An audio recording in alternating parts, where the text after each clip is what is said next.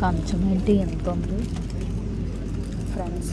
నేనైతే వైజాగ్ ఈవెంట్కి వచ్చాను కదా, ఆ ఈవెంట్లో ఎంత బాగుందంటే చాలా బాగుంది. ఐటమ్స్ చూసారా?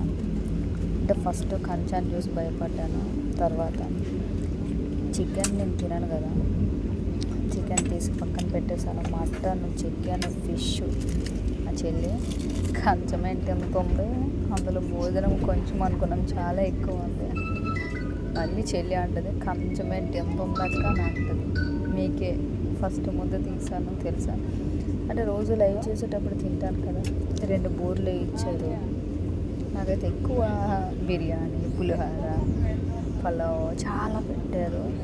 పన్నీరు, జీడిపప్పు కర్రీ, తర్వాత మష్రూమ్, పొట్టకోకు curry, chicken curry, mutton curry, చాలా అంటే అన్ని రకాలు పెట్టారు. ఒక ప్లేట్ 2000 అండి. బట్ అంటే మనం ఈవెంట్కి వెళ్ళాం కదా, మనకన్నీ ఫ్రీ. ఫ్రెండ్స్ నచ్చితే కామెంట్ చేయండి. మీలాగే చాలామంది వైజాగ్లో కలిశారు, వాళ్ళందరికీ నేను ప్రత్యేక ధన్యవాదాలు తెలియజేస్తున్నాను. నా వీడియో చూసారంట అందరూ కూడా.